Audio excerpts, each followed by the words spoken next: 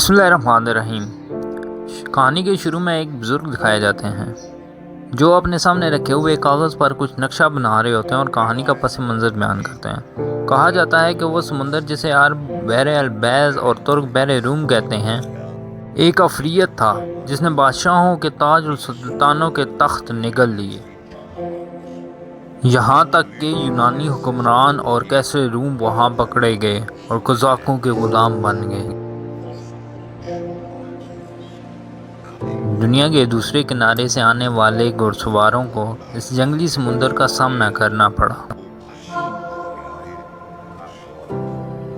لیکن انہوں نے اس سمندر کو ایک عفریت نہیں بلکہ ماں کی گود سمجھا۔ انہوں نے ایک ایک کر کے سمندر کے جزیروں کے قلعوں کو فتح کرنا شروع کر دیا۔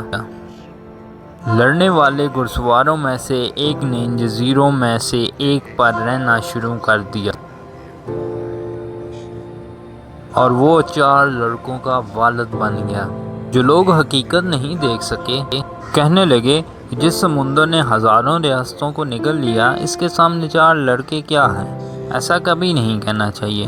4 بھائی جنہوں نے آفتوں کے طوفان کا رخ کیا، انہوں نے طوفانوں کو روکا، آندھی کو زنجیر ڈالی اور دریاؤں پر مہر لگا دی۔ انہوں نے سمندر کو جھکا دیا جس سے ہر کوئی ان کے سامنے گھٹنے ٹیک گیا۔ انہوں نے سمندر میں اپنا خون بہایا، انہوں نے سمندر کے ساتھ خون کا رشتہ قائم کر لیا۔ پہلا بھائی جو کشتی رانی پر گیا اسے بابا عروج کہا جاتا تھا اور برسوں بعد وہ 2 بھائی اس نام سے مشہور ہوئے، باربروسا۔ لیکن ان کے پاس اب بھی وقت تھا کہ وہ سمندر کے قزاق بنے یا سلطان۔ ایک مشہور بے نامی کہانی شروع ہونے والی ہے۔ اس کے بعد منظر بدلتا ہے۔ رات کی تاریکی میں ایک جہاز سمندر میں کھڑا ہوتا ہے۔ اس پر موجود عملہ بڑی تشویش میں مبتلا ہوتا ہے۔ اس کے بعد جہاز کو ایک جھٹکا لگتا ہے اور عروج رئیس باہر آتا ہے، جسے دیکھ کر اس کے سپاہی اس کی طرف نہیں میں سر ہلاتے ہیں، شاید ایسے کہنا چاہ رہے ہیں کہ جو چیز آپ کہہ رہے ہیں وہ نہیں ہو رہی۔ اس کے بعد عروج رئیس اشارہ کرتا ہے اور ایک سپاہی کہتا ہے جہاز کو اوپر اٹھاؤ۔ اس کے بعد سارے سپاہی کام میں لگ جاتے ہیں اور جہاز کو اوپر اٹھاتے ہیں۔ عروج رئیس اپنے سپاہی سے کہتا ہے کہ جب سے ہم روانہ ہوئے ہیں جہاز کا کپتان ایک خاص تکلیف میں مبتلا نظر آتا ہے۔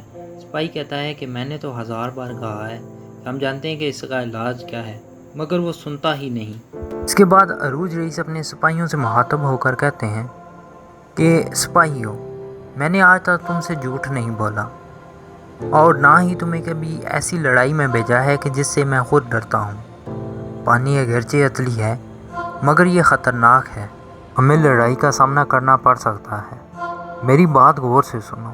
لوگ 3 طرح کے ہوتے ہیں، ایک وہ جو بادشاہ سے ڈرتے ہیں، دوسرے وہ جن سے بادشاہ ڈرتے ہیں، اور تیسرے وہ جو اپنے پروردگار سے ڈرتے ہیں۔ آج ہمارے سامنے ڈاکو آئیں یا بادشاہ، میں سب کو ڈرا دوں گا۔ کیا تم اپنے مقصد پر قائم رہو گے؟ تمام سپاہی عروج کی تائید کرتے ہیں۔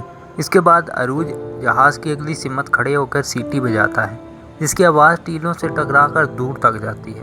اس کے بعد عروج کے سپاہی ایک نغمہ گنگنانے لگتے ہیں جسے محسوس کر کے عروج کو مسکراتا ہے کہ جہاز کو دائیں طرف گھماؤ۔ اس کے بعد سمندری قزاقوں کا جہاز دکھایا جاتا ہے جو کچھ لوگوں کو قیدی بنا کر ان کے گرد موجود ہوتے ہیں۔ اس کے بعد سمندری لٹیروں کا سردار ان سے کہتا ہے کہ یہاں سے عثمانوی جہاز گزرے گا اور میں نہیں چاہتا کہ وہ ہماری موجودگی کا احساس کر کے چوکنے ہو جائیں، اسی لیے سب محتاط رہو۔ قیدیوں میں سے ایک قیدی اپنے دوسرے ساتھی سے کہتا ہے کہ عثمانوی جہاز یعنی یہ ظالم ایک مسلمان جہاز کو لوٹیں گے۔ دوسرا قیدی کہتا ہے کہ ہمارا جہاز لٹ گیا، ہماری آزادی گئی، اب تو یہ جان بھی چلی جائے تو کوئی حرج نہیں، ہمیں کچھ کرنا ہوگا۔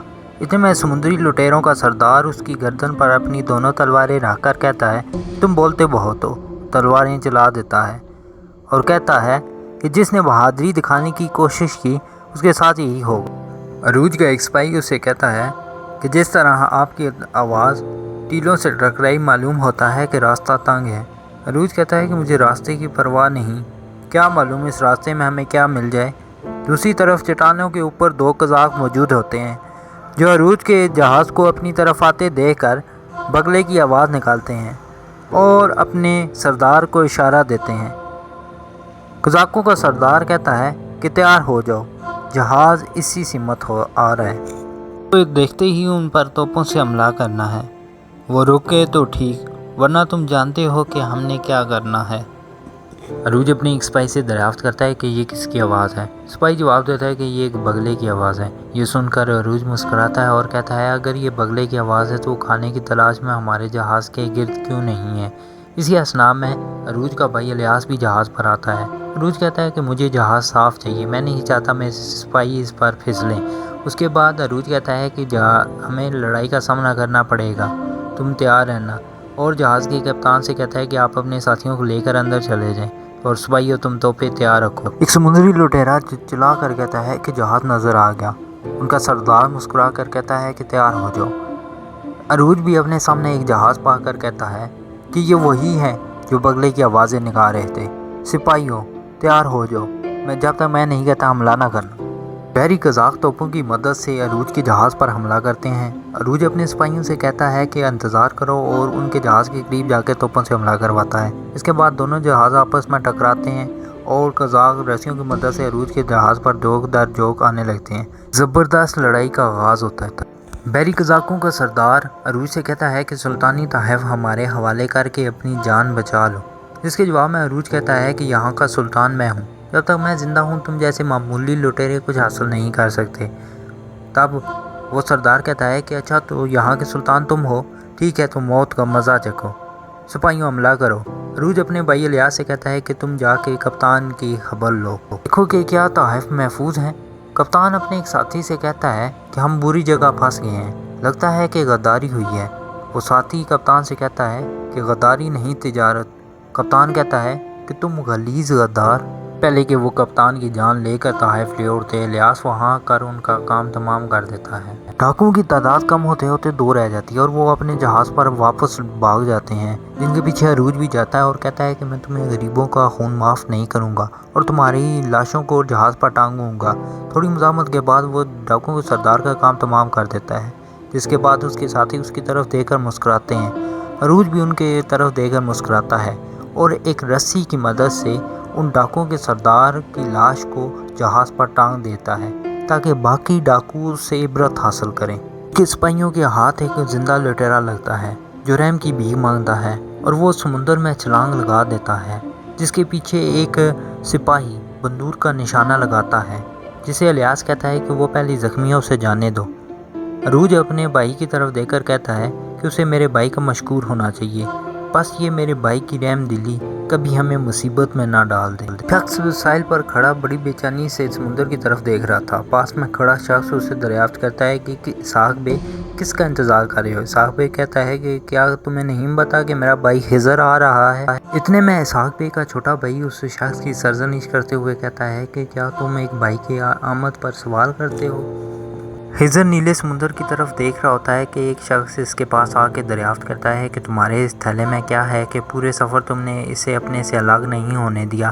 خضر جواب دیتا ہے کہ اس میں سائنس کے علم کی کچھ کتابیں ہیں جن کا بوجھ میں نے خود ہی اٹھانا تھا۔ وہ شخص اس خضر سے کہتا ہے کہ تمہاری زبان میں سمندری لٹیروں سے زیادہ پھرتی اور تمہارے علم میں تلوار سے زیادہ طاقت ہے۔